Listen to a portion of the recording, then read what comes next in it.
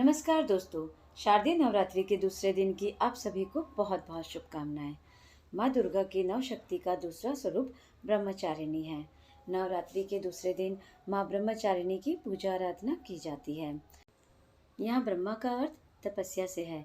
माँ दुर्गा का यह रूप भक्तों को अनंत फल देने वाला है। ब्रह्मचारिणी का अर्थ तप की चारिणी यानी तप का आचरण करने वाली। देवी का यह रूप पूर्ण ज्योतिर्मय और अत्यंत भव्य है। इस देवी के दाएं हाथ में जप की माला है और बाएं हाथ में यह कमंडल धारण किए हुए हैं। माँ ब्रह्मचारिणी को सरल, शांत और सौम्य का प्रतीक माना जाता है। माँ ब्रह्मचारिणी माता अपनी तप, त्याग, दृढ़ शक्ति के लिए जानी जाती है। माँ ब्रह्मचारिणी को पीला और सफेद रंग बेहद पसंद है। इस दिन आप अपने घर के मंदिर को गेंदे के फूल से सजा सकते हैं। पीले व सफेद रंग के वस्त्र पहनकर पूजा करने से माँ ब्रह्मचारिणी शीघ्र प्रसन्न होती है। माँ ब्रह्मचारिणी को साधारण भोजन और भोग खाना पसंद है, इसलिए दूसरे दिन माता को चीनी और फलों का भोग लगाया जाता है। ऐसा कहा जाता है कि वह भक्त को लंबी उम्र का आशीर्वाद देती है। अब सुनिए माँ ब्रह्मचारिणी की कथा। पूर्व काल में इस देवी ने हिमालय के घर पुत्री रूप में जन्म लिया था और नारद जी के उपदेश से भगवान शंकर को पति रूप में प्राप्त करने के लिए घोर तपस्या की थी। इस कठिन तपस्या के कारण इन्हें ब्रह्मचारिणी नाम से जाना जाता है। 1000 वर्ष तक इन्होंने केवल फल फूल खाकर बिताए और 100 वर्षों तक केवल जमीन पर रहकर शाक पर निर्वाह किया। कुछ दिनों तक कठिन उपवास रखे और खुले आकाश के नीचे वर्षा और धूप का घोर कष्ट सहा।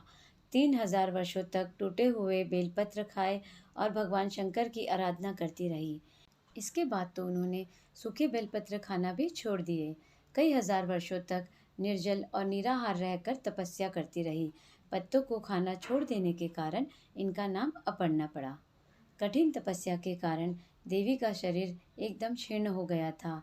देवता, ऋषि, सिद्धगण, मुनि सभी ने ब्रह्मचारिणी की इस तपस्या की सराहना की और कहा, हे देवी, आज तक किसी ने भी इस तरह से कठोर तपस्या नहीं की। यह सिर्फ तुम्ही से ही संभव थी। तुम्हारी मनोकामना परिपूर्ण होगी और भगवान शंकर तुम्हें पति रूप में अवश्य प्राप्त होंगे। यह तपस्या छोड़कर घर लौट जाओ। जल्द ही तुम्हारे पिता तुम्हें बुलाने आ रहे हैं।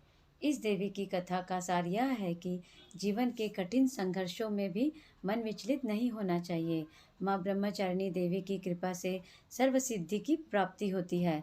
दुर्गा पूजा के दूसरे दिन देवी के इसी स्वरूप की आराधना की जाती है और जो भी मनुष्य माँ ब्रह्मचारिणी देवी की पूजा आराधना करता है उसे सर्व सिद्धि और विजय की प्राप्ति होती है। दोस्तों, तो ये थी माँ ब्रह्मचारिणी की कथा।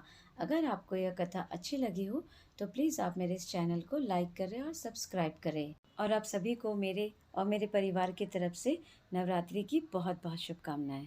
जय माता दी दोस्तों।